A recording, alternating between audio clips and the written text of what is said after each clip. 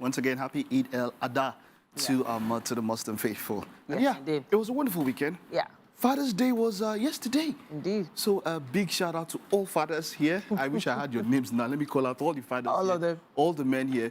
If you've ever played a fatherly role in anybody's life, it was our day yesterday. And, our day. Wow. Wow. All of us. Wow. All of us. Mike, this is the first time you're actually admitting that you have, kids on air. Kids plural. I know you're an uncle, Sha. That one no, I know. You're an uncle. I'm not a biological father. Speaking of biology, I was actually I went online to check out the difference between father and dad. Okay. Right? Okay. So who is a father and who is a daddy, right? So to you, which one is... Wow. No, Mike, don't do it. Don't do it. There's Zaddy. Wow, Zaddy, really? Let's go ahead. Okay, but you understand where I'm going with this. Yeah. So the biological term for a man who sires a child is a father. It's a father, yeah. Right? But not all fathers are dads. Does that make sense? Yeah, it does. So a daddy is actively involved in every aspect of this child's life. Raising the child. So anybody can be a father, but the fathers that take the role on top of their head, take the role seriously, and are so involved are dads. So, while we're celebrating everybody, even those that have not maybe risen up to their responsibilities, this is a day to also tell you that, look, necessity is laid on you, especially if you sired a biological child. Necessity is laid on you. Go out there, take care of that child. It's your responsibility. We're still celebrating you so that you can have sense someday, but...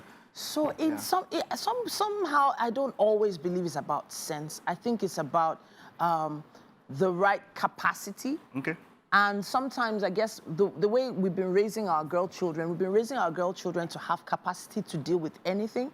And some of the school of thought that we've not been raising our boys as well as to become men and then to become fathers. So the thing is that, it was different styles of raising kids for me in my own generation, which of course is different from now, from what you can see now.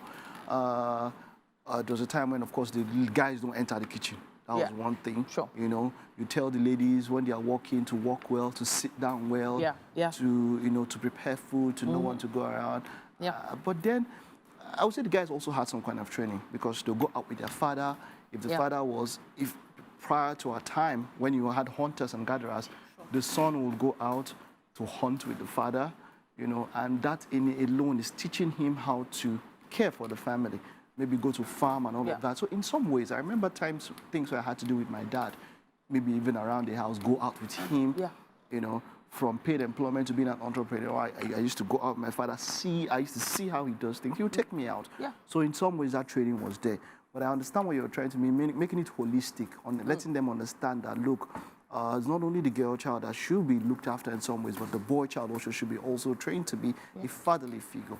And, so if as a father, you notice that your son, for instance, hasn't learned, I'm not going to say lacks, hasn't learned some certain skills, the onus is on the father to ensure that he tries his best to find a way to instill those skills in there. I don't know if you heard the English I used now. I said finds a way to instill. Even if you as a father don't have it, find a way to make sure that this boy, this young man, is getting all those insights. Like I can still remember back in the day where, you would have the brother stay on the side of the road where the cars were, and make sure that the sister stays on the safer side. I don't see that anymore. That kind of like, when you want to cross the road, do you help women cross the road? Those kind of things. It's innate in men to be chauvinistic if it's close to what you're trying to talk about now.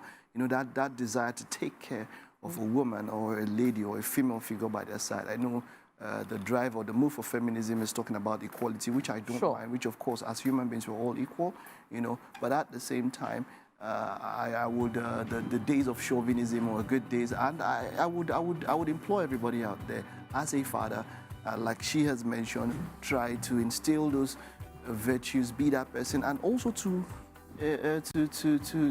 kids who are raised by single mothers who have had no father figure in their lives and have found a way to, maneuver life and get to know those skills. And I just want to say that to those women who have played both roles, indeed, you're just amazing. words cannot explain how how amazing exactly you are. So happy Father's Day to all fathers and to all men out there.